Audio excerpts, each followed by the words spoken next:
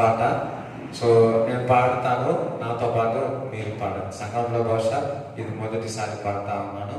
So నేను పాడినప్పుడు అది శ్రద్ధగా విని మళ్ళీ రిపీట్ చేసినట్టు వినండి. హల్లెలూయా. దేవునికి స్తోత్రం చెప్తారా? ఎల్లప్పుడూ స్తోత్రం నీకేనయ్యా, ఎనలేని దైవమా నీకేనయ్యా. ఎల్లప్పుడూ స్తోత్రం నీకేనయ్యా, ఎనలేని దైవమా నీకేనయ్యా. నీకేనయ్యా, నీకేనయ్యా, అందరూ కదా, నీకేనయ్యా, నీకేనయ్యా, నీకేనయ్యా, నీకేనయ్యా, అందరూ పడతామా? నీకేనయ్యా, నీకేనయ్యా, నీకేనయ్యా, నీకేనయ్యా. ఎల్లప్పుడూ స్తోత్రం నీకేనయ్యా, ఎనలేని దైవమా నీకేనయ్యా. ఏది జరిగినా స్తోత్రమయ్యా, ఎవరు విరచినా స్తోత్రమయ్యా. ఏది జరిగినా స్తోత్రమయ్యా, ఎవరు విరచినా స్తోత్రమయ్యా. మరొకసారి, ఏది జరిగినా స్తోత్రమయ్యా, ఎవరు విరచినా స్తోత్రమయ్యా. ఏది జరిగినా స్తోత్రమయ్యా, ఎవరు విరచినా స్తోత్రమయ్యా. హల్లెలూయా. చూడండి, ఏది జరిగినా స్తోత్రం. అబ్రాహాము దేవుడు విలువగానే ఏది జరిగినా స్తోత్రం అనుకున్నాడు. అది అందరినీ వదిలిపెట్టమన్నాడు. అంతేకాదు, ఎవడు విడిచినా స్తోత్రం. హల్లెలూయా. లోతు వచ్చినాడు, అబ్రాహాముతో పాటు వచ్చినాడు. లోతు ఎప్పుడైతే సపరేట్ అయినాడో అబ్రాహాము ఇంకెక్కువగా దీవించినాడంట. So whatever it may be, పౌలు దేవుడు మార్చినాడు. అదే విధముగా పౌలు బర్నబాస్ ఇద్దరు కలిసి పరిచయంలో పాల్గొన్నాడు. కానీ పరిశుద్ధాత్మ దేవుడు మరలా వాళ్ళిద్దరిని వేరు చేసి మరి ఇంకా పరిచయం, వేరే వేరే పరిచయంలో దేవుడు వాడుతున్నాడు. హల్లెలూయా. ఇప్పుడు ఏది జరిగినా స్తోత్రమే, అంతేకాకుండా ఎవడు విరిచినా స్తోత్రమే. దేనికి స్తోత్రం చెప్తారా? ఓకే, పాడుకున్నామా? ఏది జరిగినా ఎవరు విరచినా స్తోత్రమయ్యా. ఏది జరిగినా స్తోత్రమయ్యా, ఎవరు విరచినా స్తోత్రమయ్యా. స్తోత్రం స్తోత్రం ఎనలేని స్తోత్రం, స్తోత్రం స్తోత్రం ఎనలేని స్తోత్రం. ఎల్లప్పుడూ స్తోత్రం నీకేనయ్యా, ఎనలేని దైవమా నీకేనయ్యా. ఎల్లప్పుడూ స్తోత్రం నీకేనయ్యా, ఎనలేని దైవమా నీకేనయ్యా. నన్ను చూచితివి స్తోత్రమయ్యా, కన్నీరు తుడచితి స్తోత్రమయ్యా. నన్ను చూచితివి స్తోత్రమయ్యా, కన్నీరు తుడచితి స్తోత్రం. మరొకసారి పదం. నన్ను చూచితివి స్తోత్రమయ్యా, కన్నీరు తుడచితి స్తోత్రమయ్యా. స్తోత్రం ఎనలేని స్తోత్రం, స్తోత్రం స్తోత్రం ఎనలేని స్తోత్రం. ఎల్లప్పుడూ స్తోత్రం నీకేనయ్యా, ఎనలేని దైవమా నీకేనయ్యా. ఎల్లప్పుడూ స్తోత్రం నీకేనయ్యా, ఎనలేని దైవమా నీకేనయ్యా.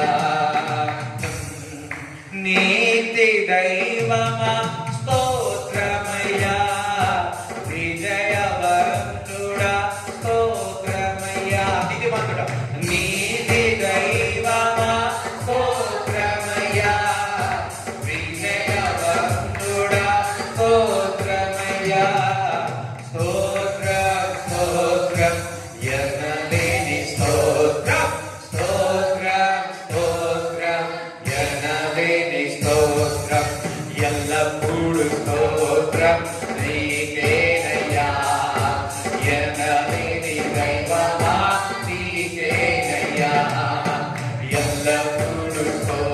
స్తోత్రం నీకేనయ్యా ఎన్నదే దైవమా నీకేనయ్యా నిత్య రాజువా స్తోత్రమయ్యా నిత్య దైవమా స్తోత్రమయ్యా నిత్య రాజువా స్తోత్రమయ్యా సత్య దైవమా స్తోత్రమయ్యా స్తోత్రం స్తోత్రం ఎల్లప్పుడూ స్తోత్రం స్తోత్రం స్తోత్రం ఎనలేని స్తోత్రం ఎల్లప్పుడూ స్తోత్రం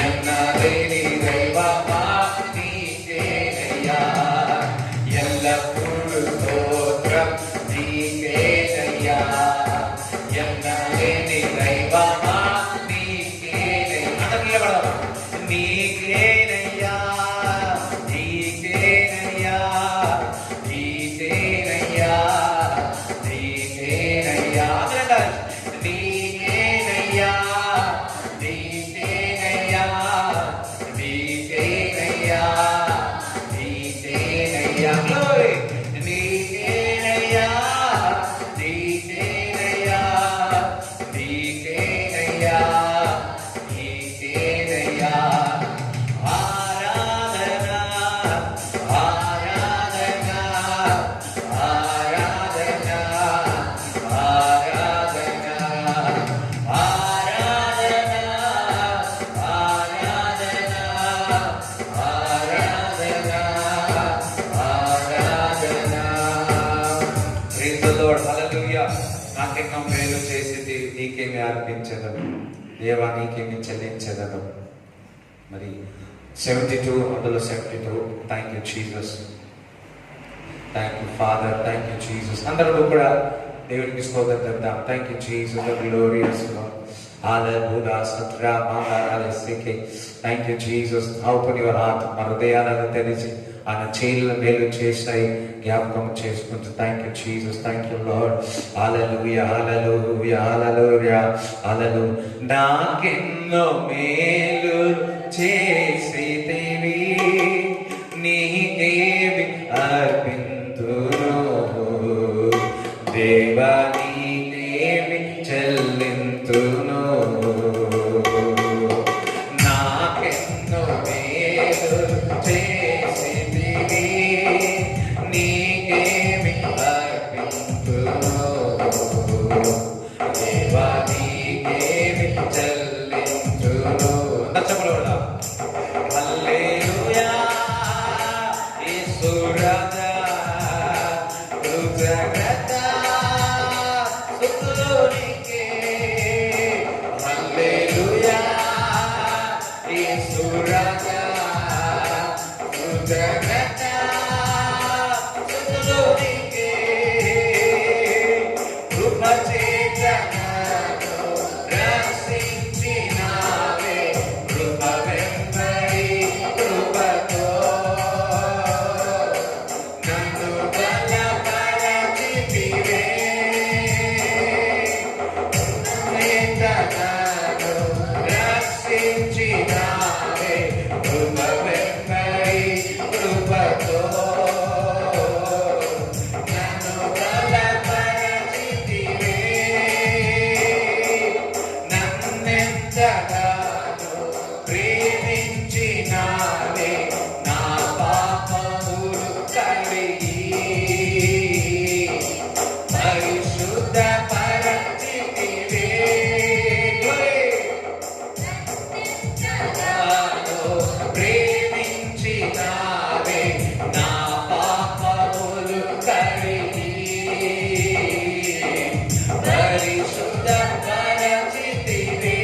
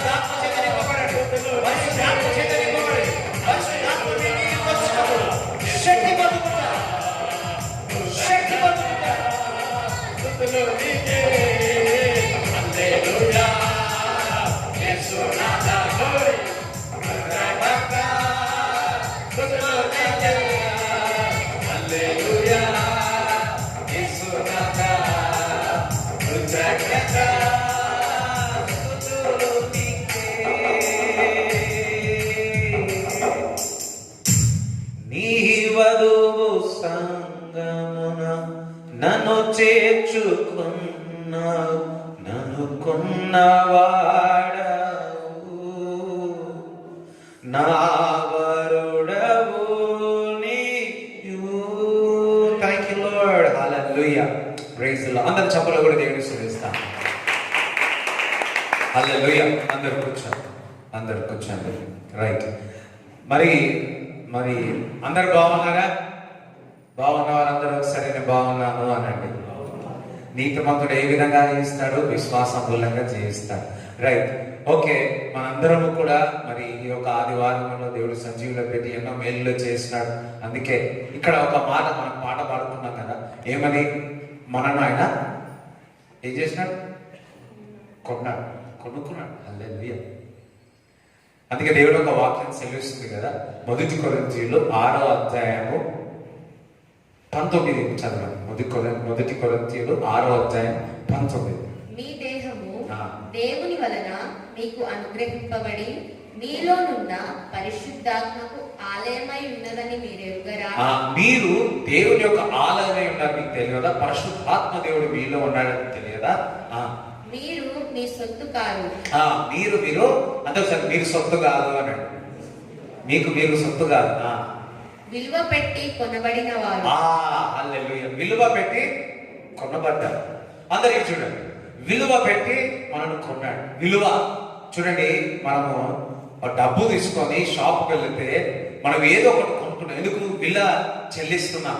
మనం డబ్బు చెల్లిస్తే, మనం డబ్బు ఇస్తే గానీ వారు మనకు ఇవ్వరు. వెళ్ళి చాక్లెట్ కొనుక్కోవాలన్నా, లేకపోతే మరి ఇంకొక రైస్ ఒక తీసుకోవాలన్నా, మరి ఫర్ ఎగ్జాంపుల్ మనం భూమి కొనాలన్నా కానీ, మరి ఇల్లు కొనాలన్నా కానీ కొంచెం ఎంతో విలువ చెల్లించాలి. అదే విధముగా చెల్లిస్తేనే గాని మనకు అగ్రిమెంట్ జరగదు. మనకు ఆ చెల్లిస్తేనే గాని మనకు ఇల్లు మనకు రాదు, మన వస్తువులు మనకు రావు. అదే విధముగా దేవుడు చెప్తా ఉన్నాడు, ఆయన రక్తము ద్వారా విలువ పెట్టి నిన్ను కొన్నాడు. దేవునికి స్తోత్రం చెప్తారా? మీరు ఆయన సొత్తై ఉన్నారు. అంటే మీరు అంతయో దేవుడు దేవుని యొక్క ఆలయమై ఉన్నారు. ఇది వరకు మందిరాల్లో దేవుడు ఉండేవాడు పాత నిబంధన గ్రంథంలో. కొత్త నిబంధన గ్రంథం వచ్చే వరకు ఎవరైతే దేవుడు రక్తం చేత కొనబడతారో, దేవుడు సొత్తుగా ఉంటారో, వారే దేవుని యొక్క ఆలయమై ఉన్నారు. హల్లెలూయా. అందుకే దేవుడు చెప్తున్నాడు, మీరు దేవుని యొక్క ఆలయం ఉన్నారు, మీకు తెలియదా అంటున్నాడు. ఇంకొక మరి రోమ పత్రికలో ఈ విధంగా రాయబడింది, మీ అవయములతో దేవుని ఆరాధించిన ప్రతి ఒక్క అవయము ఒక్కొక్క ప్రాణం ఉంటుంది. ఆ ప్రాణం అంటే హృదయానుసారముగా దేవుని ఆరాధించాలి. పూర్ణ మనసుతో, పూర్ణ బలముతో, పూర్ణ శక్తితో మనం దేవుని ఆరాధించాలని దేవుని యొక్క వాక్యం చెప్తా ఉంది. హల్లెలూయా. మనం దేవుని ఆరాధిస్తే, జాగ్రత్త వినండి, మనం దేవుని ఆరాధించినప్పుడు పూర్ణ బలం, దేవుని యొక్క కమాండ్స్మెంట్ ఏంది? పూర్ణ మనసుతో, పూర్ణ బలంతో, పూర్ణ శక్తితో పూర్ణముగా దేవుని ఆరాధించమని చెప్తున్నాడు. ఎప్పుడైతే పూర్ణముగా ఆరాధిస్తామో దేవుడు సంతోషపడతాడంట, దేవుడు ఆనందిస్తాడంట. హల్లెలూయా. చిన్నపిల్లలు మాట్లాడేటప్పుడు, పిల్లలు తల్లిదండ్రులు అది మాట్లాడేటప్పుడు ఏ విధంగా తల్లిదండ్రులు ఆనందిస్తారో అదే విధముగా మనం దేవుని ఆరాధించినప్పుడు, దేవుని కొనియాడినప్పుడు, దేవుని స్తుతించినప్పుడు తండ్రి సంతోషపడతాడంట. దేవునికి స్తోత్రం చెప్తారా? హల్లెలూయా. చూడండి, ఇప్పుడు తండ్రి ఉన్నాడు, కుమారుడు ఉన్నాము, మనం ఉన్నాం. తండ్రి ఉన్నాడు, కుమారుడు ఉన్నాడు, మనం ఉన్నాం. ఇప్పుడు ఫర్ ఎగ్జాంపుల్, తండ్రి ఇక్కడ ఉన్నాడు, కుమారుడు ఇక్కడ ఉన్నాడు, మీరు ఇక్కడ ఉన్నారు. కుమారుడిని ఎంతగానో ప్రేమిస్తా ఉన్నారు, తండ్రి కుమారుడు ఎంతగానో ప్రేమిస్తున్నాడు. కానీ ఆయన స్వరూపం వల్ల చేసినాడు, ఇక్కడ ఉన్నాం, మనం ఉన్నాం. లోకం లోకాన్ని ఎంతగానో ప్రేమించి తన అద్వితీయ కుమారుడు, ఇక్కడ ఉన్న కుమారుడిని అప్పచెప్పేసినాడు. నిన్ను సంపాదించుటకు తన సొంత కుమారుడిని అప్పగించేసినాడు. హల్లెలూయా. తన సొంత కుమారుడిని, బంగారు వీధుల్లో తిరిగే యేసుక్రీస్తు ప్రభువును నిన్ను సంపాదించుకోవడానికి నీ విలువ ఏందో తెలుసా? తన ఏక కుమారుని, ఒకే ఒక కుమారుని యేసుక్రీస్తు ప్రభువుకు మన కొరకు అప్పచెప్పి ఉన్నాడు. ఆయన మన శాపములన్నీ ఆయన తీసుకొని ఉన్నాడు. మనం భరించాల్సిన అని ఆయన భరించి ఉన్నాడు. హల్లెలూయా. విలువ, మన డబ్బు, ఏదైనా వస్తువు కొనుక్కుంటే ఇంత విలువ పెట్టినాను అంటారు. ఏదైనా ఆ వస్తువు పెట్టిన దానికి కోల్పోయింది అనుకో, అది పడిపోయింది అనుకో, ఎరిగిపోయింది అనుకోని, అబ్బా ఈ డబ్బు అయిపోయింది అని అంటారు. హల్లెలూయా. అందుకే దేవుడు చెప్తున్నాడు, నేను విలువ పెట్టి ఉన్నాను, నా రక్తములో నేను కడిగి ఉన్నాను, నా రక్తములో నేను కడిగి ఉన్నాను అంటున్నాడు. నా రక్తములో నేను కొన్నాను, విలువ పెట్టి నేను కొన్నాను. స్పెషల్ ప్రైజ్ అన్నమాట. అదేంటంటే సిలువలో ఆయన నీ కొరకు రక్తం కార్చినాడు, సిలువలో ఆయన నీ కొరకు కొర్రల దెబ్బలు తిన్నాడు, సిలువలో ఆయన నీ కొరకు మరణించి ఆయన నిన్ను కొన్నాడు. ఈరోజు మనం అందరం చెప్తా ఉన్నాం కదా, దేవుడు ఈరోజు మనందరినీ కొన్నాడు. ఆయన ఎప్పుడైతే సొంత రక్షకు అంగీకరించినమో, నమ్మి విశ్వసించినమో, ఆయన మనల్ని కొన్నాడు, విలువ పెట్టి కొన్నాడు. ఇది ఇప్పుడు నీకుగా, నువ్వు సొత్తుగా, నువ్వు ఎవరి సొత్తు చెప్పాలా? ఎవరి సొత్తు నువ్వు? అందరూ ఒకసారి దేవుడి సొత్తు అనండి. నీ యొక్క దేహము ఎవరిది? దేవుని యొక్క ఆలయము. ఒకసారి ఒక దైవజనుడు వెళ్ళి చెప్పులు వేసుకొని స్టేజ్ మీద వాక్యం చెప్తా ఉన్నా. ఒకరోజు చెప్పాను, అయ్యా నువ్వు చెప్పులు వేసుకొని వాక్యం చెప్తున్నావు, చెప్పులు వేసుకొని. అప్పుడు అన్నాడట, ఏమని? దేవుడు నాలో ఉన్న, నేనే మందిరం. దేవుడికి సోదం చెప్తా, నేనే మందిరాన్ని, నేనే మందిరాన్ని. ఆయన నాలో నివసిస్తా ఉన్నాడు. రోజు ఇక్కడ ఎందుకు మేము వేసుకురావద్దంటే దుమ్ము వస్తుంది, మాకు చూడడం కష్టమవుతుంది అంతే. హల్లెలూయా. ఇప్పుడు మందిరానికి వెళ్ళాలంటే పరిశుద్ధంగా పోతాం కదా. మందిరానికి వెళదామంటే మంచిగా, నేను నీతిమంతుడు అయితేనే నేను పోతాను అనుకుంటారు కదా. మందిరానికి పోతానే వామ్మో ఈ పని చేయదురా నాయనా అని అనుకుంటాం కదా. దేవుడు అంటున్నాడు, నీవే నా మందిరము, నీలో నేను నివసిస్తున్నాను, పరిశుద్ధాత్మ నీలో ఉన్నది, మీరు ఎరుగుడా అని కొరింథీయులతో మాట్లాడుతూ ఉన్నాడు. నేను విలువ పెట్టి కొన్నాను. ఏం విలువ? క్రీస్తు రక్తమే. ఏం విలువ? ఆయన దెబ్బలే, ఆయన మరణమే. ఆ విలువ పెట్టి కొన్నాడు. మనం ఆయన సొత్తు కానే కాదు. ఆయన మనల్ని కొన్నాడు. అంటే సార్ యేసయ్య నన్ను కొన్నాడు. అప్పుడు మనుషులను కొన్నారు కదా, యోసేపును కొన్నారు కదా. యోసేపును కొని ఏం చేస్తున్నాడు? ఆయన చెప్పిన బానిసత్వములను ఏ పని చెప్తా అది చేయాలి అంతే. ఎందుకంటే ఆ అంతయు కూడా కొండవానికి అధికారం ఉంది. ఒక మాట చెప్పాలా, నిన్ను ఆయన మనను అందరినీ కూడా ఆయన నమ్మి విశ్వసించిన వారిని దేవుడు కొన్నాడు. దేవుడికి స్తోత్రం చెప్తారా? ఆయన మన సొత్తు కాదు, కానీ మనం అందరము దేవుడు సొత్తు అయి ఉన్నాం. చూడండి చూడండి, ఆ గలతీయులకు రాసిన పత్రిక 3వ అధ్యాయంలో 11 నుంచి చదవండి. ధర్మశాస్త్రం చేత ఎవడునూ దేవుని ఎదుట నీతిమంతుడని తీర్చబడడని సంగతి స్పష్టమే. ఏలయనగా నీతిమంతుడు విశ్వాస మూలంగా జీవించును. హల్లెలూయా. నీతిమంతుడు ఏ విధంగా జీవిస్తాడు? నీతిమంతుడు విశ్వాస మూలంగా జీవిస్తాడు. ఆయన మనం సొత్తు అయినాము. మనం నీతిమంతులమైన దేవుని యొక్క వాక్యం సెలవిస్తుంది. దాని ద్వారా నీతిమంతుడు ఏ విధంగా జీవిస్తాడంటే విశ్వాసము ద్వారానే జీవిస్తాడు. దేవునికి స్తోత్రం చెప్తారా? ఇప్పుడు నువ్వు ఏ విధంగా జీవించాలా? అయ్యో హల్లెలూయా, విశ్వాస మూలంగా జీవించాలి. ఇంకా చదువు. ధర్మశాస్త్రము విశ్వాస సంబంధమైనది కాదు గాని దాని విధులను ఆచరించువాడు వాటి వలననే జీవించును. ఆత్మను గూర్చిన వాగ్దానము విశ్వాసము వలన మనకు లభించినట్లు అబ్రహాము పొందిన ఆశీర్వచనము క్రీస్తు యేసు ద్వారా అన్యజనులకు కలుగుటకై క్రీస్తు మన కోసము శాపమై మనలను ధర్మశాస్త్రం యొక్క శాపము నుండి విమోచించెను. హల్లెలూయా. క్రీస్తు మన కోసము శాపమై ఉన్నాడు. క్రీస్తు నా కోసము శాపమై ఉన్నాడు అని. ఎవరి కొరకు శాపమై ఉన్నాడు? మన కొరకు శాపం, నా కొరకు శాపమై ఉన్నాడు. ఆ శాపం మనము తీసుకోవాల్సింది, ఆ శాపం ఆయన తీసుకున్నాడు. ఒక్కొక్కసారి తల్లిదండ్రులు అంటారు కదా, ఆ దెబ్బ నాకు తగిలితే బాగుంటారు కదా, ఆ కష్టము నాకు వస్తే బాగుంటారు.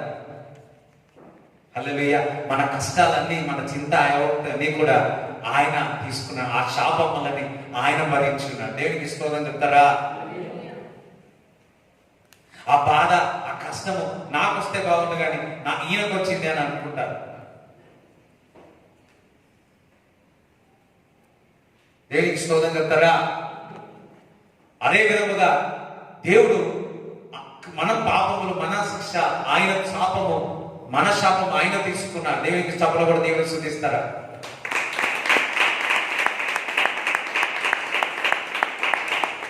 ఇందాక నీతిమంతుడు విశ్వాసం మూలంగా జీవిస్తాడు. క్రీస్తుపై విశ్వాసం ఉంచిన వాడు నీతిమంతుడు. వాడు విశ్వాసము ద్వారా జీవించాలి. ఇప్పుడున్న పరిస్థితుల్లో మనం చూసుకుంటే, బాంబేలో చూస్తే వర్షాలు, లిబియాలో చూస్తే ఆ న్యూక్లియర్ మరి ఏ కెమికల్స్ తెలియదు కానీ ఆ న్యూక్లియర్ బాంబులాగా ఉంది. మళ్ళా కేరళలో చూసినట్లయితే విమానం పడిపోయింది, దుబాయ్ నుంచి వచ్చేది. పరిస్థితులన్నీ అయోమయంగా ఉంది. ఎప్పుడు ఏ విధంగా జీవించాలి అంటే, నీవు దేవుడు సొత్తు అయి ఉన్నావు, ఆయన నిన్ను కొన్నాడు, నీతిమంతుడు అయి ఉన్నావు. నీతిమంతుడు విశ్వాసం మూలంగానే జీవించాలా.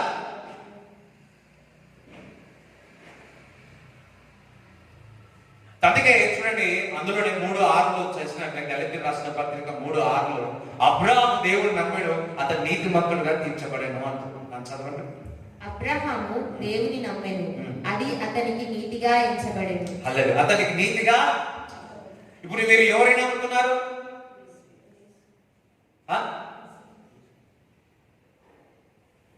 మీరు దేవుని నమ్మితే మీరు నీతిమంతులు అవుతారు.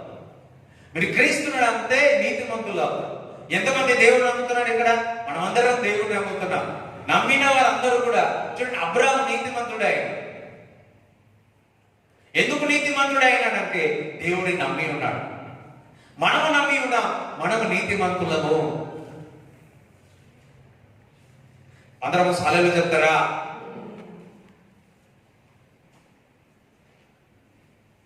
మనమందరము కూడా నీతిమంతులు. అందరూ సరే, నేను నీతిమంతుడిని అని. ఎప్పుడైతే ఆయన నమ్మి విశ్వసించి ఆయన కొన్నాడు, మనకు ఒక వరం ఇస్తూ ఉన్నాడు. ఏమిస్తున్నాడో తెలుసా? ఆ నీతిని మనం ధరించుకుంటున్నాం. ఆ నీతి వస్త్రములు మనకి ఇస్తా ఉన్నాడు. క్రీస్తు ఒక నీతి నీకు ఇస్తా ఉన్నాడు. నా ధర్మశాస్త్రము ద్వారా, నా పనుల ద్వారా నేను నీతిమంతులు కాలేదు, కానీ ఆయన యొక్క నీతి ద్వారా నేను నీతిమంతుడయ్యాను అంటున్నాడు. నేను ఈ మాటలు ఎందుకు చెప్తా ఉన్నానంటే, నీతిమంతుని యొక్క ప్రార్థన బహుబలమైనది. ఆయనను నమ్మి విశ్వసించిన వారి యొక్క ప్రార్థన బహుబలమైనది. నీతిమంతుడు విశ్వాస మూలంగా ప్రార్థించినట్లయితే ఆ ప్రార్థన బహుబలమైనది. ఇటువంటి పరిస్థితుల్లో, ఇటువంటి విముక్తైన పరిస్థితుల్లో పక్కవాడికి ఏమో భయం వేస్తుంది, ముందు వారికి ఏమో భయం వేస్తుంది. మన కాలనీలో చుట్టుపక్కల ఉండాలంటేనే భయం అవుతావు. ఎందుకు అంటే ఉన్న పరిస్థితులు అటువంటి విధంగా ఉన్నాయి. నువ్వు ఇప్పటి పరిస్థితుల్లో నువ్వు గుర్తు చేసుకోవాల్సింది ఏంటంటే, నేను సొత్తు కాదు, ఆయన నన్ను కొన్నాడు, ఆయన నీతి నాకు ఇచ్చినాడు. ఆ నీతి ద్వారా నేను విశ్వాసములో ప్రార్థిస్తే ఆ ప్రార్థనలో దేవుడు నాకు జవాబిస్తాడు అని.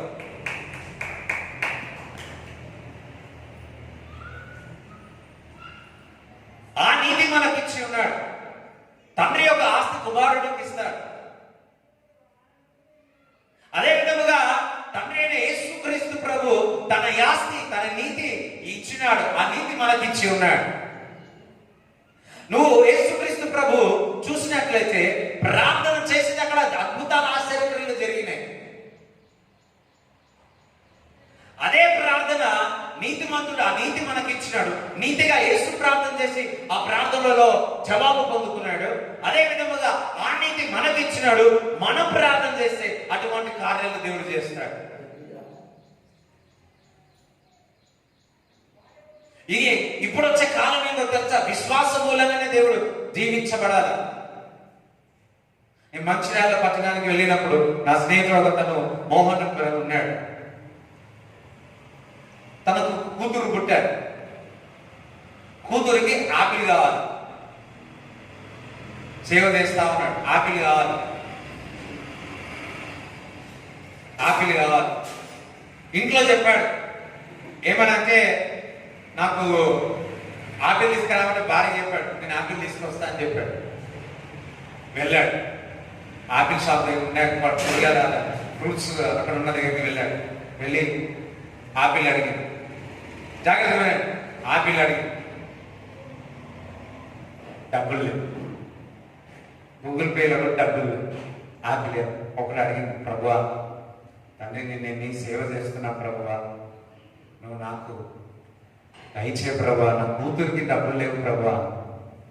వెంటనే తనగానే సౌండ్ వచ్చింది, సెల్ల 3,000 రూపాయలు వచ్చింది. 3,000 రూపాయలు వచ్చింది. అబ్బా అన్నాడు. అది వెంటనే 1,000 రూపాయలు మళ్ళీ వచ్చిందంట. నీతిమంతుడు విశ్వాసం మూలంగా జయించాలి. ఇప్పుడు ఆ సమయం వచ్చింది.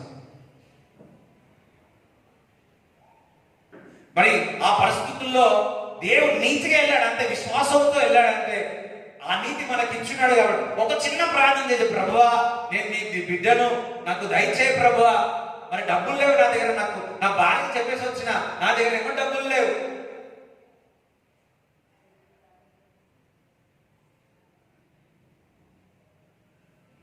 దేవుడు చేసినట్టు ఈరోజు మీరున్నారు. అబ్బా నా జీవితంలో చేస్తే బాగుండన్న వాళ్ళందరూ సలహాలు చెప్తారా?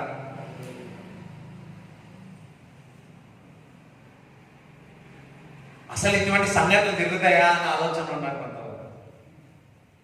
ఏమైనా మాటలు చెప్పి చెప్తారేమో అని కొంతమంది అనుకుంటారు. వాస్తవం, నువ్వు నమ్మినావా దేవుడు సూచక్రియలు చేస్తాడు. నువ్వు నమ్మినావా అద్భుతాలు చేసి, ఇఫ్ యూ బిలీవ్, అందుకే దేవుడు ఇఫ్ అన్నాడు. అంతే, నువ్వు బిలీవ్ చేస్తే, నువ్వు నమ్మితే, విశ్వసిస్తే నీ జీవితంలో అద్భుతాలు, ఆశ్చర్యక్రియలు జరుగుతాయి.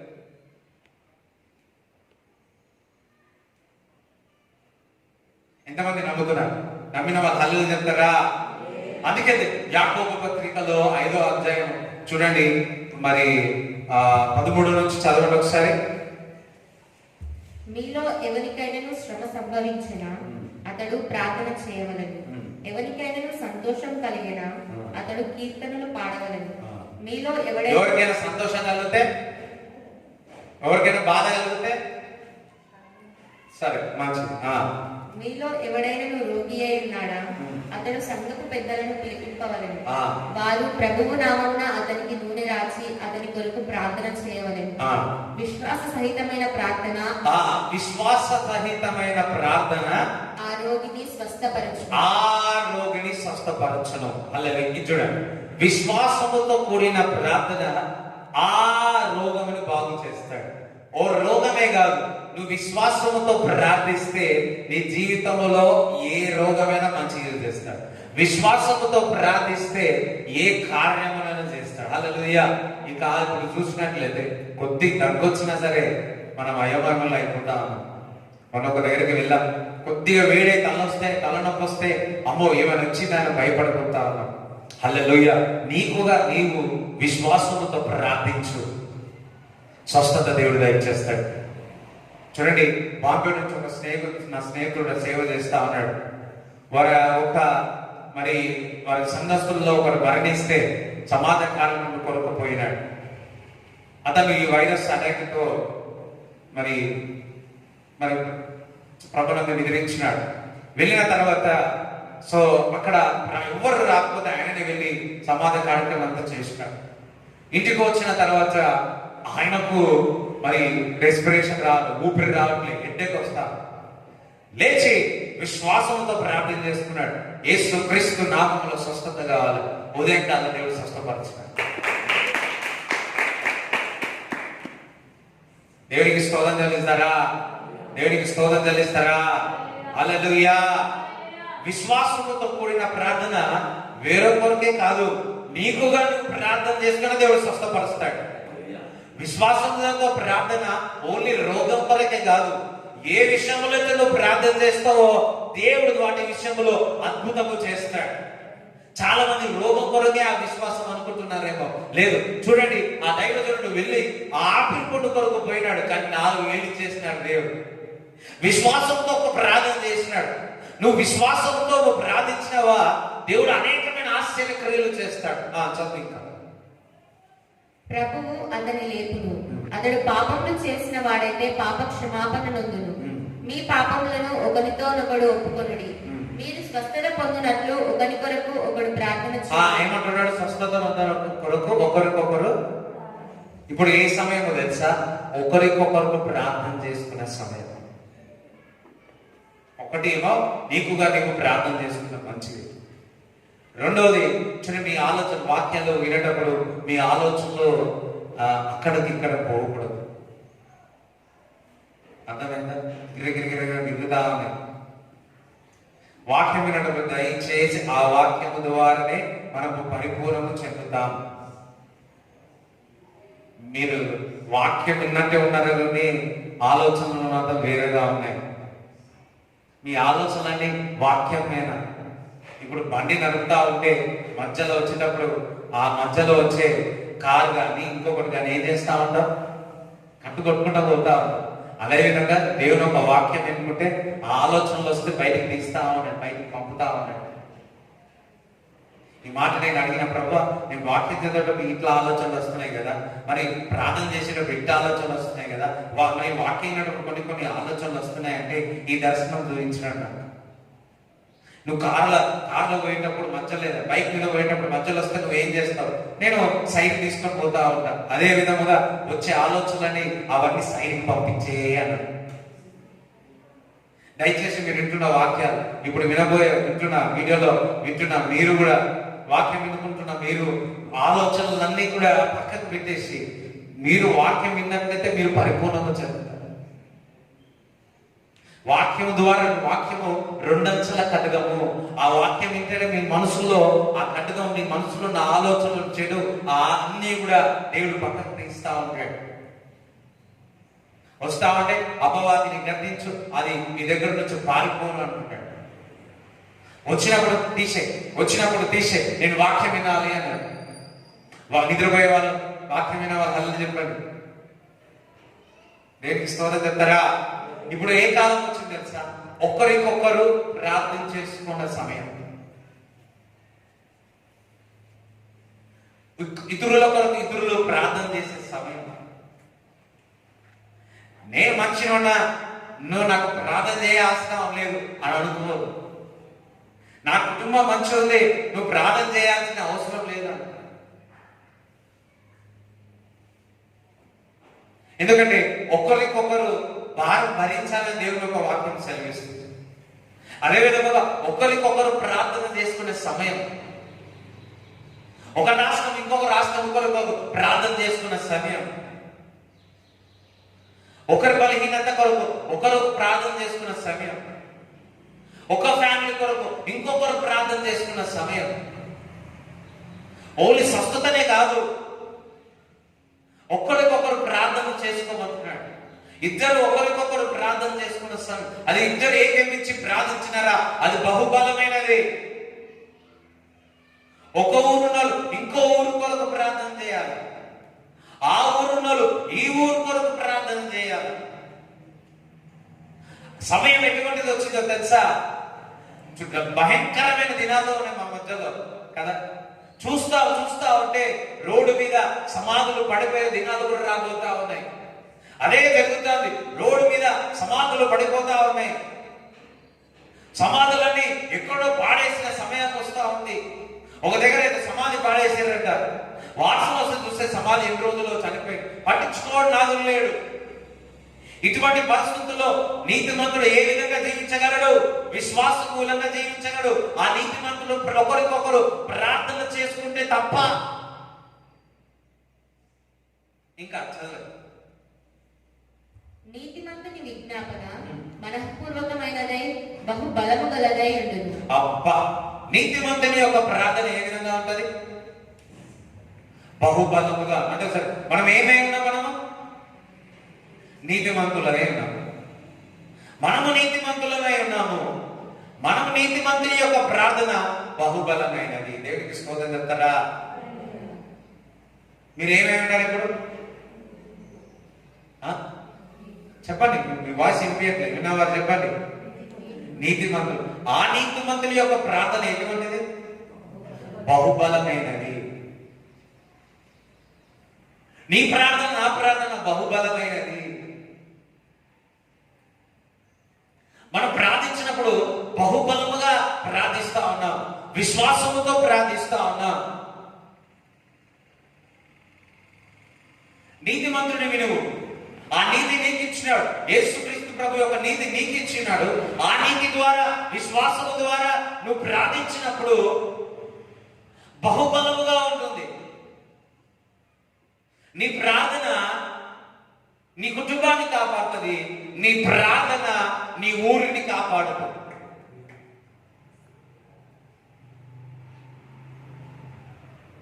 నోవా ఆయన నీతిమంతుడుగా తన కుటుంబం అంతా కాపాడబడాడు. నీవు క్రీస్తు ద్వారా నీతిమంతుడవు. నీవు నీతిమంతి ప్రార్థన నీ కుటుంబము బాగుపడుతుంది. నీ కుటుంబము ఈ సమయంలో ఇటువంటి పాండమిక్ పరిస్థితుల్లో, ఈ వైరస్ పరిస్థితుల్లో, ఇటువంటి గాలి తుఫాను వచ్చే పరిస్థితుల్లో నువ్వు నీతిమంతుడుగా ఉండడం ద్వారా నీ కుటుంబము, నీ ఇంటి వారు, నీ పక్క వారు, నీ ఊర్లో అందరూ బాగుంటారు. మన ఎట్టి వారము, మనం కూడా మనుషులమే కదా అనుకోవద్దు. అందుకే దేవుడికి ఇక్కడ ఒక వాక్యం రాయబడదు, చదవండి. ఏలియా మనవంటి స్వభావం గల మనుష్యుడే. మనలాంటి స్వభావము కలిగిన మనుషుడే. ఎటువంటి చూడండి, హల్లెలూయా, మనలాంటి స్వభావము కలిగిన వాడు. చూడండి, మనం గించుకుంటే మనకు నొప్పి వస్తుంది. కానీ ఏలియా ప్రార్థించినప్పుడు అంతా చదువు, వర్షింపకుండానట్లు అతడు ఆసక్తితో ప్రార్థన చేయగా 3.5 సంవత్సరముల వరకు భూమి మీద వర్షింపలేదు. అతడు మరలా ప్రార్థన చేయగా ఆకాశము వర్షమిచ్చెను, భూమి తన ఫలము ఇచ్చెను. హల్లెలూయా. ఇక జాగ్రత్తగా వినండి. ఏలియా మనలాంటి వాడే వర్షము రాకూడదని ప్రార్థించినప్పుడు 3 సంవత్సరాలు ఆగిపోయింది. మరలా ప్రార్థించినప్పుడు వర్షం వచ్చింది. అంతేకాదు, ఫలం వచ్చింది అంటాడు. నీలాంటి నాలాంటి వాడే కానీ ప్రార్థించినప్పుడు వర్షం ఆగిపోయింది, ప్రార్థించినప్పుడు వర్షం వచ్చింది. నేను ప్రార్థిస్తే ఏం జరుగుతుంది అని అనుకోకూడదు. నీవు కూడా ఏలియా కూడా అటువంటి వాడే. కానీ నీతిమంతుడు, క్రీస్తుని నీతిమంతుడు ధరించుకొని విశ్వాసముతో ప్రార్థించినవా వర్షము పడాల్సిందే, ఫలము రావాల్సిందే. చాలా మందికి డబ్బు ఉంది, చాలా మందికి వర్షాలు వచ్చినా కానీ ఆ భూమిలో నుంచి ఫలము రా, అవును కదా. ఒక్కొక్కసారి ఆ ఫలము, ఆ చెట్లు పెరిగినా, ఆ తోట పెరిగినా కానీ పురుగు వచ్చి ఎంత తినేస్తా ఉంటారు. కానీ నీతిమంతుడు ప్రార్థిస్తే ఆ వర్షం రావడమే కాదు, ఆ తోటలో మంచి ఫలము దేవుడు నీకు ఇస్తాడు. చాలా మందికి జాబ్ ఉంది కానీ వాళ్ళకి డబ్బు వస్తుంది, సాలరీ వస్తుంది, కానీ మంచి ఫలము, సంపాదన నిలబడబట్లేదు. ఎందుకనగా ఆ నీతిని నువ్వు ప్రాక్టీస్ చేయట్లేదు కాబట్టి. ఎందుకనగా నువ్వు విశ్వాసంతో ప్రార్థన చేయట్లేదు కాబట్టి. నీ ఆలోచనలు ఎటువైపు ఉన్నాయో. కానీ దేవుడు చెప్తున్నాడు, నువ్వు ప్రార్థించినప్పుడు వర్షం పడుతుంది, నువ్వు ప్రార్థించినప్పుడు అందులో నుంచి మంచి ఫలము వస్తుంది అంటున్నాడు. వర్షం వచ్చినా, మంచి చెట్లు పెరిగినా ఆ ఫలం వచ్చేది మాత్రం దేవుడే ఇస్తాడు. అదే విధంగా నీతిమంతుడు, అందరం చాలని చెప్తామా, నీతిమంతుడు ప్రార్థిస్తే అది బహుబలమైనది. అది వర్షం అంటే ఆశీర్వాదములకు సూచన. ఆ ఆశీర్వాదముల నుంచి వచ్చే గొప్ప ఫలము నువ్వే. దేవునికి స్తోత్రం చెప్తారా? ఆశీర్వాదం నుంచి వచ్చే గొప్ప ఫలము నీదే. అందుకే నువ్వు బహుగా ప్రార్థించాలి. నేను ప్రార్థిస్తే ఏం జరుగుతుంది ఈ దేశంలో, నేను ప్రార్థిస్తే నా కుటుంబంలో ఏం జరుగుతుంది, నేను ప్రార్థిస్తే నా జీవితంలో ఏం జరుగుతుంది, నేను ప్రార్థిస్తే నా కాలేజీలో ఏమైతే, నేను ప్రార్థిస్తేనే అనుకోకూడదు. అబ్రాము అలా అనుకోలేదు. అబ్రాము దేవుడితో సంపాదించినాడు, విజ్ఞాపన చేసినాడు. ఆదికాండం 18వ అధ్యాయము 20 నుంచి చదవాలి. మరియు యెహోవా సొదొమ గొమొర్రాలను గూర్చిన మొర గొప్పది కనుకను, వాటి పాపము బహు భారమైనది గనుకను, నేను దిగిపోయి నా యుద్ధకు వచ్చిన ఆ మొర చొప్పుననే వారు సంపూర్ణంగా చేసిరో లేదో చూచెదను. చేయని ఎడల నేను తెలుసుకొందుననెను. ఆ మనుషులు అక్కడ నుండి తిరిగి సొదొమ వైపుగా వెళ్ళిరి. అబ్రహాము ఇంకా యెహోవా సన్నిధిని నిలుచుండెను. అప్పుడు అబ్రహాము సమీపించి ఇట్లనెను, దుష్టులతో కూడా నీతిమంతులను నాశనము చేయుదువా? ఆ పట్టణంలో ఒకవేళ 70 మంది నీతిమంతులుండిన ఎడల దానిలో ఉన్న 70 మంది నీతిమంతుల నిమిత్తము ఆ స్థలమును నాశనము చేయక కాయవా? ఆ చొప్పున చేసి దుష్టులతో కూడా నీతిమంతులను చంపుట నీకు దూరమవును గాక. నీతిమంతులు దుష్టునితో సమముగా ఎంచుట నీకు దూరమవు గాక. సర్వలోకమునకు తీర్పు తీర్చువాడు న్యాయము చేయడా అని చెప్పినప్పుడు యెహోవా, సొదొమ పట్టణములో 70 మంది నీతిమంతులు నాకు కనబడిన ఎడల వారిని బట్టి ఆ స్థలమంతటిని కాలుననెను.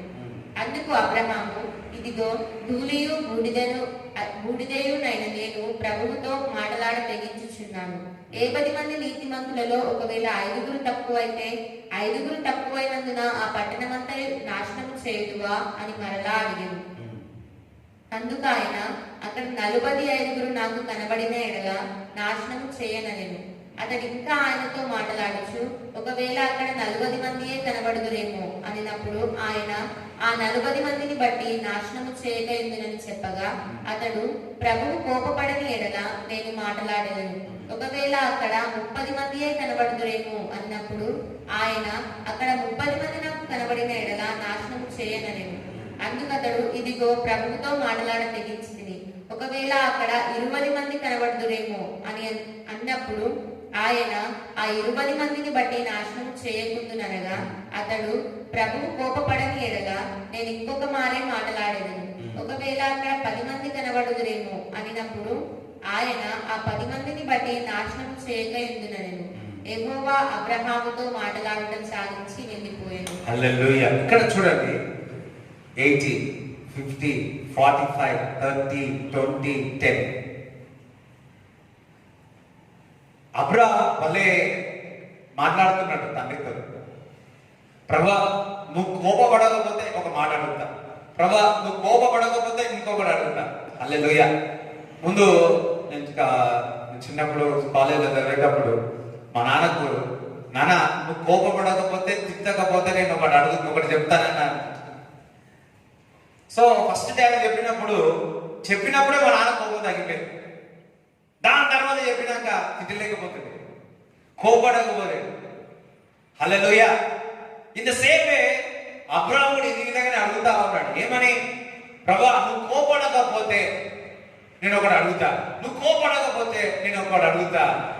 ఏంటంటే సొదొమ పట్టణము అంతయు కూడా పాపములో కూడి ఉన్నది. ఆ పాపంలో ఉన్నవారు ఒక 50 మంది నీతిమంతులు ఉన్నా కాపాడగలుగుతావా? నేను కాపాడుతా అంటున్నాడు. 45 మంది ఉన్నా కాపాడగలుగుతావా? నేను కాపాడుతా అంటున్నాడు. 30 మంది, 20 మంది, 10 మంది ఉంటే కాపాడగలుగుతావా అంటే నేను కాపాడుతా అంటున్నాడు. హల్లెలూయా.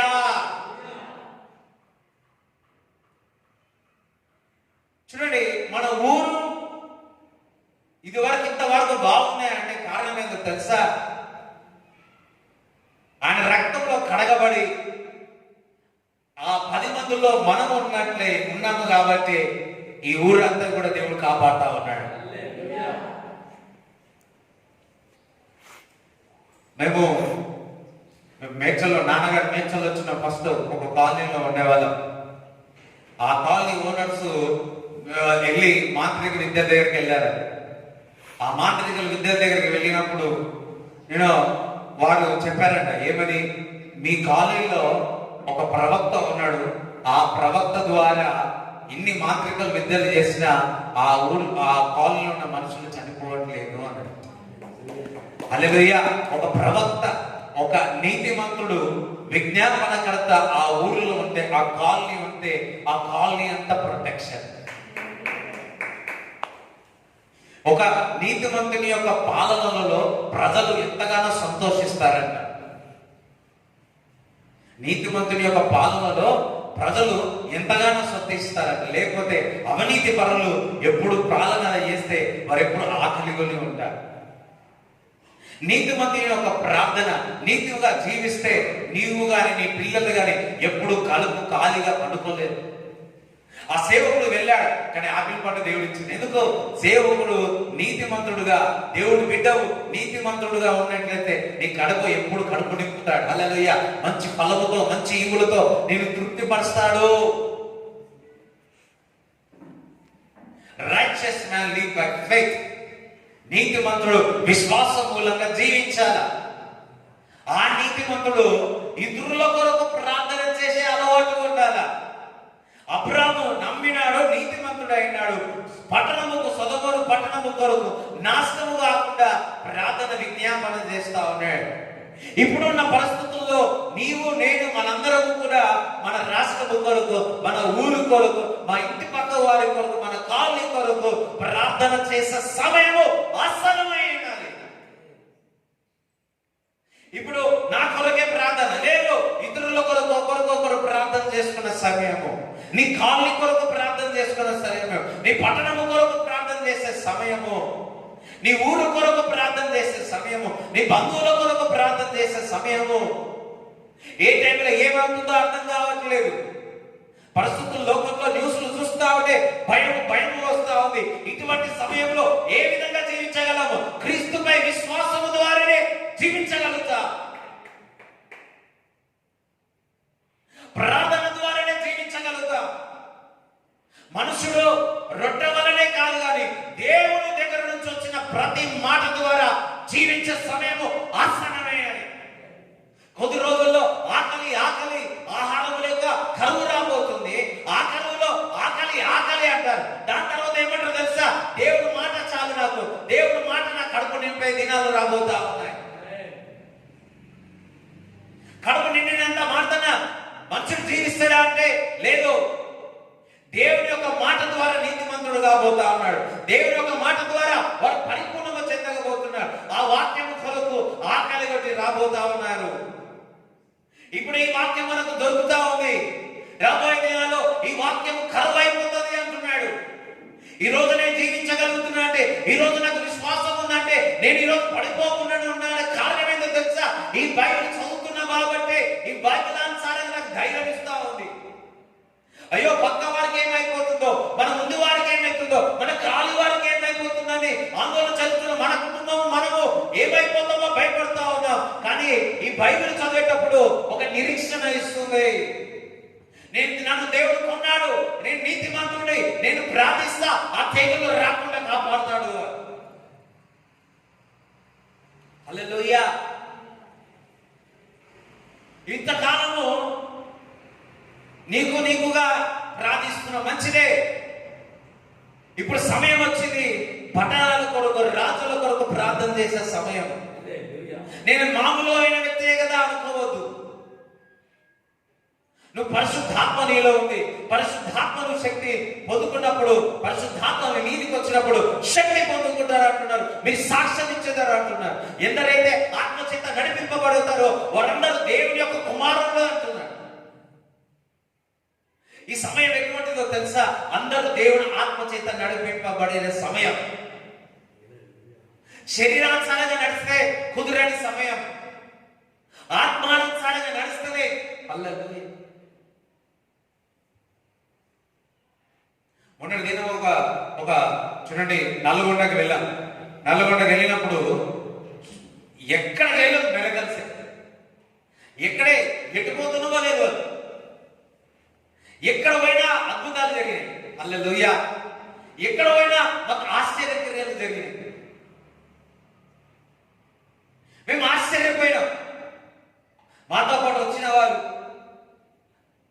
అందరూ కూడా, అరే ఈ రోజు చాలా బ్యూటిఫుల్ గా ఉంది, ఈ రోజు చాలా సంతోషంగా ఉంది. ఎప్పుడైతే ఆత్మ చేత మనము నడిపింపబడతామో ఇప్పుడు జీవించగలుగుతాం. హల్లెలూయా. శరీరానుసారంగా లేదు, ఇప్పుడు ఆత్మానుసారంగా ఆత్మతో నడిచించే కాలం వచ్చింది. ఎందరూ మరి ఆత్మలో నడవాలనుకుంటున్నారు. ఎప్పుడు నా దేవుని ఒక ఆత్మ నాలో ఉండాలని అనుకుంటున్నారు. వాక్యం బాగా చదవండి, ప్రార్థన చేయండి. అంతేకాదు, ప్రార్థన ఎటువంటి ప్రార్థన తెలుసా? ఎప్పుడు కూడా నిరంతరము భాషల్లో మాట్లాడాలి. పరిశుద్ధాత్మ మీ మీదికి వచ్చినప్పుడు శక్తి పొందుకుంటారు. ఆ వాక్యోత్సాహం దేవుడు ఇస్తున్నాడు. ఆ ఆత్మ పొందుకున్నాడు. ఎప్పుడు భాషలో మాట్లాడుతూ ఉన్నాడు. ఆ భాషలో మాట్లాడుతుంటే సాతానికి మండుతుంది.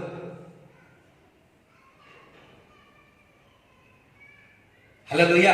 నువ్వు భాషలో మాట్లాడుతుంటే నీకు సాధారణంగా నీ నడక కూడా అంతయు కూడా సూపర్ న్యాచురల్ గా అయిపోతుంది.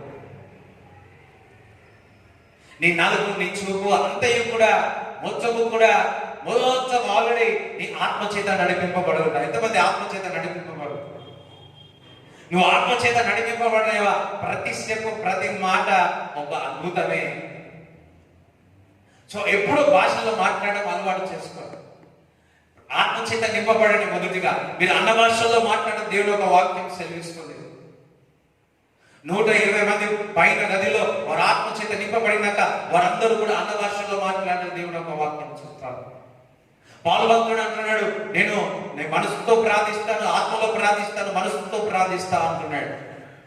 ఆత్మలో ప్రార్థించడం నేర్చుకోండి.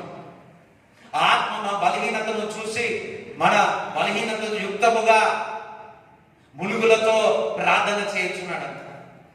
సో ఇప్పుడు ఒకటి చెప్తా ఉన్నాను, విన్నవారికి కూడా చెప్తా ఉన్నాను. పరిశుద్ధాత్మ శక్తి ఈడ్చిపట్టి వాటి పరిస్థితుల్లో ఏ విధంగా జయించాలో అర్థం కాని పరిస్థితుల్లో ఉంది. విశ్వాసం ఉందేమో, కానీ ఇప్పుడు కావాల్సింది ఆత్మ చేత నడిపింపబడి ఆత్మలో ప్రార్థననే. నువ్వు భాషల్లో మాట్లాడు, భాషల్లో ప్రార్థన చేయి. ఎలవేళ వండుతున్నా, పని చేస్తున్నా, పనిలో వెళ్ళినా, బైక్ వెళ్ళినా ఎప్పుడు భాషల్లో మాట్లాడుతూనే ఉండండి. భాషల్లో మాట్లాడుతూనే ఉండండి. ఏ తెగులు ఏ వైపు నుంచి వస్తుందో, ఏ గాలి ఏ వైపు వస్తుందో అటువంటి పరిస్థితుల్లో ఉన్న మనము ఆత్మ చేత నడిపింపబడిన వారే దేవుడు కాపాడే సమయం వచ్చేసింది. కూరగాయలు కొన్నా ప్రాబ్లం భయం అవుతుంది, అట్టిపండు కొన్నా భయం అవుతారు, ఒక షాప్కి వెళ్ళి ఏమైనా తీసుకున్నా భయం అవుతుంది.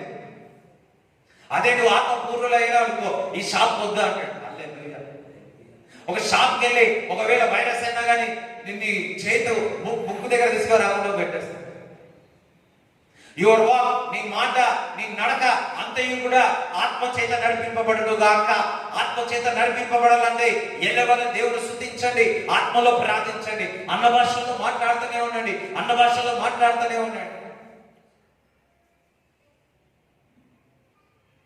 ఆత్మలో ప్రార్థన బహుబలమైనదే. దేవునికి స్తోత్రం చెప్తారా? రైట్. ఇంకా అబ్రాహాం ఏ విధంగా అయితే ఆ నీతిమంతుల కొరకు ప్రార్థించినప్పుడు కాపాడతానని దేవుడు చెప్తా ఉన్నాడు. నీ ద్వారా నీ కుటుంబం బాధపడతాం, నీ ద్వారా నీ పట్టణము కాపాడబడతాం. దేవునికి స్తోత్రం చెప్తారా? అదే విధముగా చూడండి, ఆ నీతి చూడండి, యోహాను పత్రికలో 2వ అధ్యాయము 29 చదువు. ఆయన నీతిమంతుడని మీరు ఎరిగి ఉన్న ఎడల నీతిని జరిగించు ప్రతివాడును ఆయన మూలముగా పుట్టి ఉన్నాడని ఎరుగుదురు. హల్లెలూయా. నీతిమంతుడు మనం, ఆయన నీతిమంతుడు. ఆ నీతిని జరిగించేవాడే దేవుని యొక్క కుమారుడు. ఆ నీతిని ప్రాక్టీస్ చేసిన వారే, అందరికి చూడండి, ఆ నీతిని ప్రాక్టీస్ చేసిన వారే దేవుని యొక్క కుమారుడు. నీతి ఇచ్చినాడు, ఆ నీతిని ప్రాక్టీస్ చేయాలి. వారి దేవుని యొక్క కుమారులని దేవుని యొక్క వాక్యం సెలవిస్తుంది. నీతిగా బతకండి, నీతిగా ఉంటేనే తప్ప చూడండి, అదే నీతి ద్వారా అదే నీతి ద్వారా ఇప్పుడు ముంబైలో అంతా వర్షాలు వస్తున్నాయి. అనేక మంది దేవుడి బిడ్డలు, దైవజనులు, వారు నీతిమంతులు. ఆ నీతిమంతుల ద్వారా ఆ వరదలు ఆగిపోవడం దాకా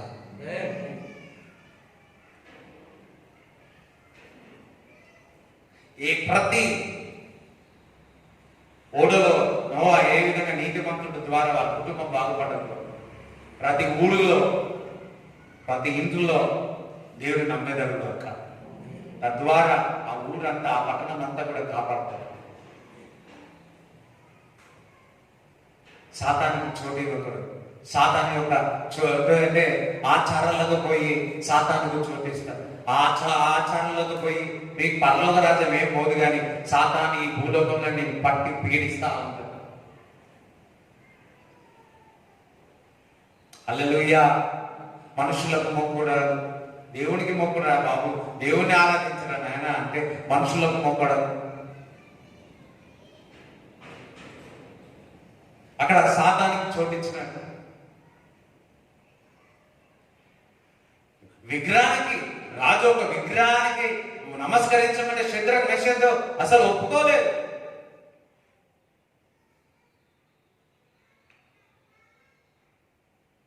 అగ్నిగుండంలో వేయడానికి, చనిపోవడానికనే సిద్ధమే. అటువంటి వారు దేవుడి కొరకు నిలబడే వారిని దేవుడు కాపాడే సమయం వచ్చింది. వారు నీతిగా ఉన్నారు, ఆ నీతిని ప్రాక్టీస్ చేసినారు.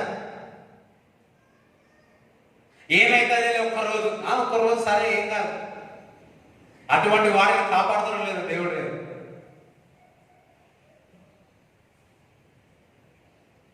ఎవరో సంతోషం కొరకు, ఎవరో హ్యాపీగా ఉండాలనుకోవాలని నీ నీతిని నువ్వు కోల్పోతున్నావు. మన నీతి మనం కోల్పోతా ఉన్నాం. ఈ లోక ఆచారాలు ఇంకా పాటించినట్టే పాటించండి, మంచి సంతోషం. దయ్యాలు కూడా మంచి పాటిస్తాయి నీ దగ్గరకు వచ్చి. వాక్యం ఏం చెప్తుందో వాక్యానుసారంగా జీవించండి. ఒక వ్యక్తి వెళ్ళి ప్రార్థన చేస్తాడు, ఆ ఊరు, ఆ ఇంట్లో అంత పరిశుద్ధపరచబడతాయి. మరలా వెళ్ళి ఆ స్థలంలోనే అన్ని ఆచారాలు, అన్ని తాగుడు అంతే. చీకటి వస్తా ఉంటాడు. అయ్యో వచ్చి అయ్యగారు ప్రార్థించిన చీకటి పోలే. నువ్వు చీకటి తీసుకొస్తే ఏముండదు.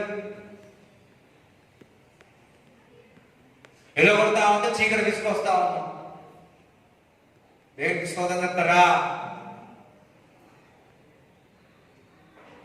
నీతిని ప్రాక్టీస్ చేయాలి. ఈ లోక ఆచారాలు పాటించి శాపము తెచ్చుకోవద్దు. ఈ లోక పండుగలు చేసుకొని శాపం తెచ్చుకోవద్దు. ఎవరు నువ్వు ప్రత్యేకపడిన వారు, నువ్వు ప్రత్యేకంగా ఉండాలంటున్నాడు. నువ్వు ప్రత్యేకమైన వారు, నువ్వు ప్రత్యేకంగా ఉండాలనుకుంటున్నావు. ఏంటో తెలుసుకోవాలి. ఆ హిస్టరీ తెలుగు కూడా చేసినట్టే సాతానికి లోబడినట్టు సాతానికి చోటించినట్టు. మళ్ళా ప్రార్థన, ఏం ప్రార్థన? సాతానికి చోటించిన పోతాయా? హల్లెలూయా. నీతిని ప్రాక్టీస్ చేయండి, క్రీస్తును ప్రాక్టీస్ చేయండి. నీతిమంతుడు విశ్వాసం వలన జీవిస్తాడు, ఆచారాల ద్వారా కాదు. దేవుడిపై విశ్వాసం, వాక్యానుసారమైన జీవిస్తాడు, నీతిని ప్రాక్టీస్ చేస్తాడు, క్రైస్తత్వాన్ని ప్రాక్టీస్ చేస్తాడు, వాక్యాన్ని ప్రాక్టీస్ చేస్తాడు. వాడే దేవుని యొక్క కుమారులుగా దేవుని యొక్క వాక్యం సేవిస్తాడు. అదే 5వ అధ్యాయంలో 4:5 చదవండి. మొదటి రాసి పత్రికలోనే దేవుని మూలంగా పుట్టిన వారందరూ లోకమును జయించుదురు. దేవుని మూలంగా పుట్టిన వారందరూ ఎవరు జయిస్తారు? లోకాన్ని జయిస్తారు. లోకమును జయించిన విజయము మన విశ్వాసమే. హల్లెలూయా. విశ్వాసము ద్వారానే జయిస్తాం. ఈ లోకాన్ని ఇప్పుడున్న పరిస్థితుల్లో ఏ విధంగా జయించాలి? అయ్యో ఇంటున్నారా? వెళ్ళిపోదాం అంటున్నారా?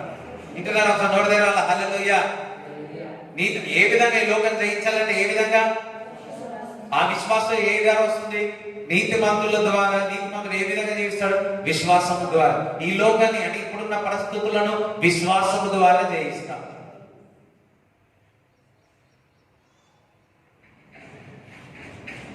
ఇప్పుడు నువ్వు బయటికి వెళ్ళి నువ్వు కాపాడబడాలంటే, జీవించగాలంటే, శక్తి పొందుకోవాలంటే ఏ విధంగా? విశ్వాసము ద్వారా. మరొకసారి చదవండి. దేవుని మూలముగా పుట్టిన వారందరూ, దేవుని మూలంగా పుట్టి ఆ నీతి మార్గంలో నడిచిన వారు లోకమును జయించుదురు. లోకమును జయించెదరు. అందరూ ఒకసారి, నేను దేవుడి మూలంగా పుట్టి ఉన్నాను, ఆ నీతిలో నేను నడిచినట్లయితే ఈ లోకాన్ని నేను జయిస్తాను. అది విశ్వాసమే అనండి. విశ్వాసము ద్వారా, క్రీస్తుపై విశ్వాసము ద్వారా ఈ లోక పరిస్థితులపై అత్యధిక విజయం సాధిస్తాను అనండి. హల్లెలూయా. ఇంకా చదువు. లోకమును జయించిన విజయము మన విశ్వాసమే. ఈ లోకమును జయించని విశ్వాసమే. యేసు దేవుని కుమారుడని నమ్మువాడు తప్ప లోకమును జయించువాడు మరి ఎవడు? హల్లెలూయా. ఈ లోకాన్ని జయించాల్సింది ఎవరో తెలుసా? దేవుని కుమారులే. అంటే నీవు నేను తప్ప ఈ లోకాన్ని ఎవడు జయించలేదు. అంతే. ఆదామును సృష్టించి భూమి ఆకాశం సృష్టించి డొమినియన్ ఓవర్ ఎర్త్ అన్నాడు. భూమి ఆకాశం పైన పరిపాలించమన్నాడు. ఎవరైతే ఈ ప్రపంచాన్ని, మరి ఎవరైతే ఈ భూలోకంలో మనం ఉన్నామో, ఈ లోకం ఉన్నదో, దేవుడిపై విశ్వాసం, దేవుని కుమారులుగా విశ్వాసం వచ్చినట్లే ఈ లోక పరిస్థితులపై మనం విజయం సాధిస్తాం. ఆ విజయం దేని ద్వారా వస్తుంది? చెప్పాలా? విశ్వాసము ద్వారానే. హల్లెలూయా. సాతానుకు చోటు పరిస్థితులు ఏం బాగాలేవు బయట. సాతానుకు చోటించి మళ్ళా దేవుడు నన్ను కాపాడలేదు, హల్లెలూయా, నన్ను ఇట్లా చేయలేడు, అట్లా చేయలేడు కాదు. అన్నిట్లో పాల్గొని నాకేం కావద్దండి, అన్ని చేసే పని చేసి మళ్ళా దేవుడు నాకు ఏం కావద్దని దేవుడు క్షమించబడండి. అందరు మా హల్లెలూయా చెప్తారా? హల్లెలూయా. Righteous man live by faith. నీతిమంతుడు విశ్వాసం మూలంగా జీవిస్తాడు. సో విశ్వాసంతో జీవించడం నేర్చుకోండి. దేవుడు ఒక వాక్యము పట్టుకొని నడిచిన వాడే విశ్వాసిగా జీవిస్తాడు, ముందుకు కొనసాగుతాడు. ఈ లోక పరిస్థితులపై గొప్ప విజయం సాధించాలి అంటే విశ్వాసం ద్వారా మీరు విజయం సాధిస్తారు. దేవుడి ఈ మాట మీరు దేవులో ఉంటుంది కాక. అందరూ లేచినట్లయితే మీ కాంతం మీ చేతిలో పట్టుకోండి. స్వస్థపరము కాక. ఈ బలహీనంగా ఉన్నవారిని మరి మీ హస్తము అక్కడ పెట్టుకోండి. ప్రార్థన చేస్తున్నారు. పరిశుద్ధాత్మ దేవుడు ఇప్పుడే మిమ్మల్ని తాకుతా ఉన్నాడు. పరిశుద్ధాత్మ దేవుడు ఇప్పుడే తాకుతా ఉన్నాడు. ఇప్పుడే విడుదల చేస్తాడు. నూతనమైన బలం ఇస్తున్నాడు. నీకు శక్తిని ఇస్తా ఉన్నాడు. హల్లెలూయా. వింటున్న వారు భయపడవద్దని దేవుడు చెప్తున్నాడు. భయపడవద్దు, దేవుడు నీకు తోడుగా ఉండి నడిపిస్తాడు. ఈ లోకమును జయించి శక్తి ఇచ్చినాడు. అది ఏంటంటే విశ్వాసం. విశ్వాసము ద్వారా ముందు కొనసాగుదు, విశ్వాసముగా ముందు కొనసాగుదు. Thank you lord. ప్రభా, సాతానికి ప్రభా ఎవరైనా ప్రభా చోటు ఇచ్చుంటే నజరైన యేసు క్రీస్తు నామములో దూరపరచమని ప్రార్థిస్తున్నాను, దూరపరచమని ప్రార్థిస్తున్నాను. ఆ చీకటి ప్రభా వారిని విడిచి వెళ్ళిపోనుగా కానీ ప్రకటిస్తున్నాం. వారి ఇంట్లో నుంచి నజరైన యేసుక్రీస్తు నామములో వెళ్ళిపోనుగా కానీ ఆజ్ఞాపిస్తున్నాం. ప్రభా, వారి చేతి పని దీవించండి, ఆశీర్వదించండి. ప్రభావికి ఇచ్చిన సంపాదనలు ప్రభానికి ఇస్తుండగా నూరంతల ఫలములు దయచేయమని ప్రార్థిస్తున్నాం. ప్రభా, వారి మంచి గోధుమలతో వారిని తృప్తిపరచమని ప్రార్థిస్తున్నాం. మంచి గోధుమలతో వారిని తృప్తిపరచమని ప్రార్థిస్తూ ఈ కూడి వచ్చిన వారందరినీ దీవించిన, వింటున్న వారిని దీవించమని, ఆశీర్వదించమని నజరైన యేసుక్రీస్తు నామములో ప్రార్థిస్తున్నాము తండ్రి. ఆమేన్. తండ్రి యొక్క కుమారు యొక్క పరిశుద్ధాత్మ సహవాసం ఈ కూడున్న వారందరికీ, చూస్తున్న వారందరికీ దేవుడు తోడై ఉండుగాక. ఆమేన్.